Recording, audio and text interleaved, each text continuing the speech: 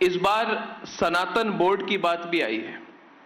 कई लोग कहते हैं कि अगर वक्फ बोर्ड है तो सनातन बोर्ड भी होनी चाहिए, इस पर भी बहस होनी चाहिए, इस पर भी काम होना चाहिए। सवाल मेरा आपसे यह है, इस पर आपकी क्या राय है? देखिए, और इस पर महाकुंभ में चर्चा भी होगी। देखिए जी, मैंने कहा ना, हमारा सनातन धर्म की ऊंचाई आकाश से भी ऊंचा है, इसकी गहराई समुद्र से भी नीचे तक है। इसकी तुलना किसी मत और मजहब से नहीं करनी चाहिए, कतई नहीं। मैंने कहा ना, वक्फ के नाम पर भूमाफिया के रूप में काम करने वाले उन लोगों से हम अपनी तुलना न करें। हमारा सनातन धर्म बहुत बड़ा है जी, बहुत बड़ा है। हमें उस विराटता का परिचय देना होगा। हां, सजग रहना होगा फूट डालने वाले उन तत्वों को जो हमारी विरासत को नुकसान पहुंचाने का काम कर रहे हैं। और जहां तक आपने समाजवादी पार्टी के बउआ की बात की है, मैं बताना चाहूंगा, ये लोहिया जी के नाम पे राजनीति करते हैं। कभी डॉक्टर लोहिया को पढ़े तो उन्होंने कहा था कि अगर भारत को समझना हो तो दो बातों को याद रखना। एक, सच्चा समाजवादी वह है जो संपत्ति और संतति से दूर रहे। इनका उदाहरण आप देख सकते हैं।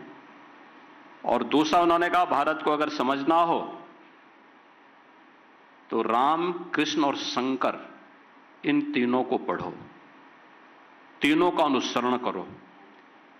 भगवान राम उत्तर से दक्षिण, भगवान श्री कृष्ण पूरब से पश्चिम को जोड़ने वाले, और 12 ज्योतिर्लिंग के माध्यम से संपूर्ण भारत को जोड़ने वाले ये तीन आराध्य देव जिस परंपरा में हो उसको कोई बाल बांका नहीं कर सकता। ये डॉक्टर लोहिया की बात है। तो कम से कम लोहिया को पढ़ें। तो अगर लोहिया को पढ़ेंगे तो मुस्लिम परस्ती से बच पाएंगे और आने वाली पीढ़ी को अच्छा कुछ बता पाएंगे। जिन्होंने केवल एक ही बात सोची है, एक ही बात जानी है, उन लोगों से क्या उम्मीद कर सकते? मगर जो वक्फ बोर्ड है या कोई माफियाओं का बोर्ड है, भू माफियाओं का बोर्ड बन गया है। अरे याद रखना, एक एक इंच लैंड लेंगे, एक एक। और हमने उत्तर प्रदेश वक्फ अधिनियम में संशोधन किया है। पूरी 1369 फसली से लेकर के अब तक की एक एक राजस्व के अभिलेख की जांच करवा रहे हैं।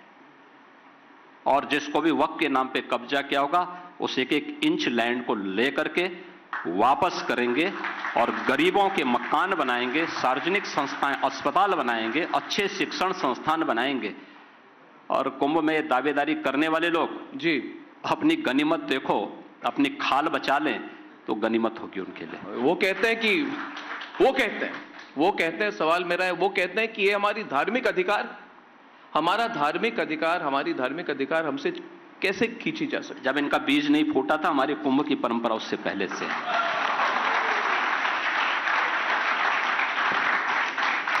तो योगी जी, নানা ধরনের কন্টেন্ট দেখার জন্য লাইক করুন, শেয়ার করুন আমাদের ফেসবুক পেজ, সাবস্ক্রাইব করুন আমাদের ইউটিউব চ্যানেল। পাশাপাশি অন্যান্য ব্রেকিং নিউজের জন্য অবশ্যই চোখ রাখুন রিপাবলিক বাংলায়।